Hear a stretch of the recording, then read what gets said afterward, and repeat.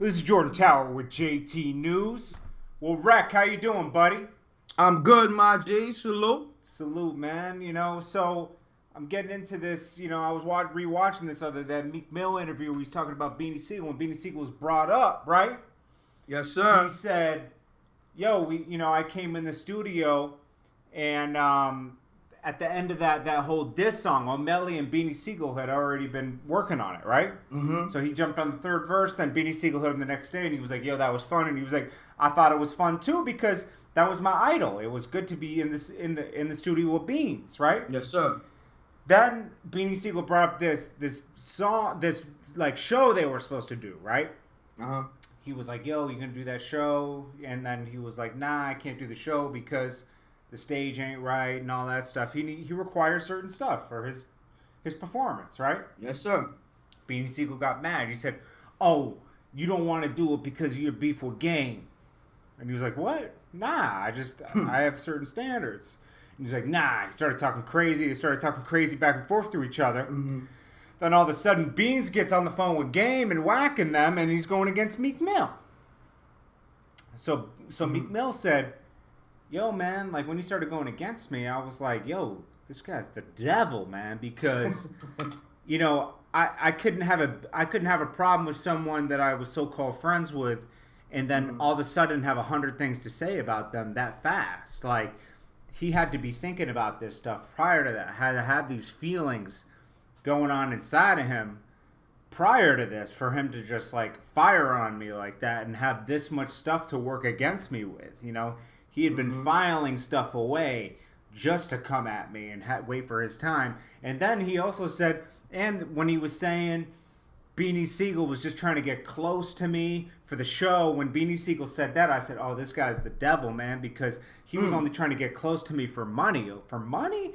Like, you were Spooky. you were like, I wouldn't say a friend, but he said you were someone I looked up to. We're supposed to be like compadres, in Philly and do it for Philly. But you just doing it for money. You ain't trying to see me shine. And when he said that, I looked at it differently. It's funny, like, that's why you got to hear all sides of the story to make your own interpretations. Oh, yeah, definitely. Because we were just hearing Beanie's point in the beginning, and it made us feel like it put a question in our mind. I already knew that we got to wait until Meek speaks. Oh, no, I was ready to wait, but it still put a question in your mind, like, is this true? You hope it's not, but you want to hear Meek's side of the story, Yes, so when I heard Meek's side of the story, it just kind of like everything fell in place, and I said, "Oh, Beans really had an ulterior motive here, and he's bitter because he's not on right now, and Meek's on. I mean, everybody has Meek their is time. that guy in Philly right now, and been like that for the last 5 years? But 5 years solid now, 5 years, and everybody has their time. He's like, Beans, you can't be mad at me for when you had your time and you blew it. You blew all your money and everything. That's not my fault. He had his 7-year run, Beanie Sigel. He was the man for 5-7 years, right? Yeah, facts. And a lot of people have negative things to say about Beanie Sigel. I mean, I don't personally have anything negative to say about him, but if these many people are saying bad things, some of it's got to be true. I never think a lot of it's true, but I'd say like 10% of it might be true, And now let's do this. Sure. Beanie Sigel getting involved with the Meek Mill and Game beef. You think he should have stood out of it? Stayed out of it. Should have stayed out of it. Okay. Now, was it beneficial for his career and legacy, or was it hurtful? Okay. Did it tarnish his legacy? Now, to me, in my mind, it tarnishes his legacy. To him, I know it's beneficial because now he's in relevant conversation. And he can call people like Kevin Gates and everybody for verses and try to get hot again. Why it's not going to work is the lyrics are there, like me and you have both agreed in the past, right? But the voice isn't there. And delivery is definitely 75% of everything nowadays. Delivery is 75%. It used to only be 40%. Now it's 75%. Because look at the people that are winning, bro. It's delivery. It's all in how they deliver the product. They can deliver shit lyrics with great delivery and win.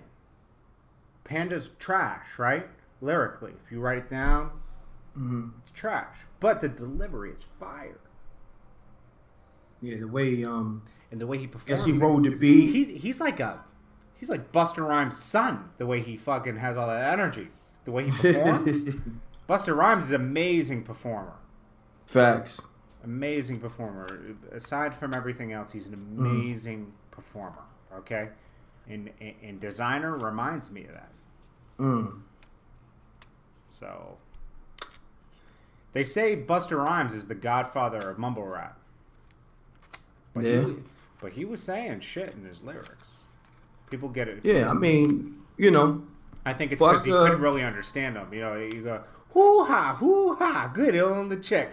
You know, it's like it was just the delivery was crazy.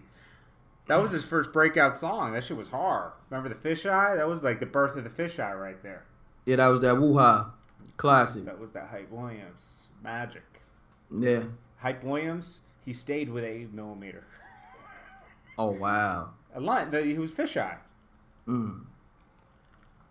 All of his shots were always all you know all that. That's that, you know, cinematographer talk and all that. You did? Yeah, you talking that talk right now. You talking that Steven Spielberg talk. You talking that, you know, Stephen King talk. My go-to millimeter 16 all day. 16mm.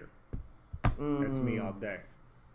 I got that Zeiss 35mm. You know. Yeah, I don't go up. 35 is a close shot to me. You know. I like then to I got go that wide. 50. I like to see everything. 50's too close. Yeah, I got that 24. You can zoom in, zoom out. Made by who? I think Sigma. Okay. But yeah, so what do you think, bro? Does Beanie Sigel the devil? Or do you? Meaning. Look. It's funny that you say is Beanie Sigel the devil, because he's Muslim.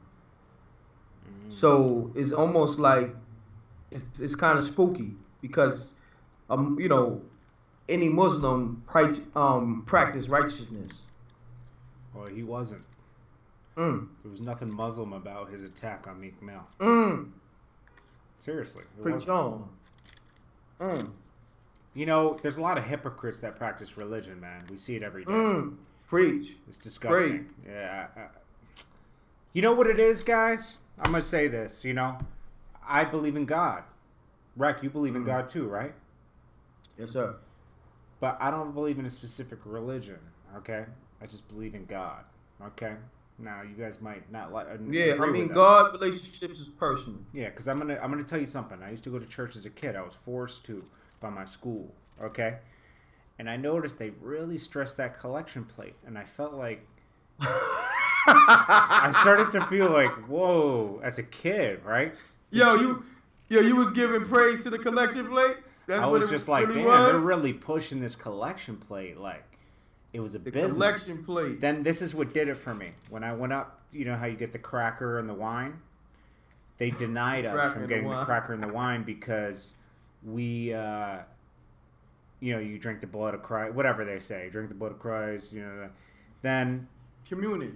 They banned us. The whole community in church banned us from getting the wine and the crackers because they said, you guys have germs, you're in school. Oh, man. And I was offended by that. I was like, you know what? Fuck church. Church is only good for, like, it's a great place to get peace. It's a peaceful place. That's the only thing I look at they church said for. Your church is your body. That's your temple. Exactly. So, now let's get back to rap. Well, we're done with this topic. Beanie Siegel's the devil. In this situation, I'm not saying overall Beanie Siegel's the devil. Yeah. But the devil overcame him. The devil. It's just funny. I mean, hey, he became the devil. He needed that money, and you know. No, seriously.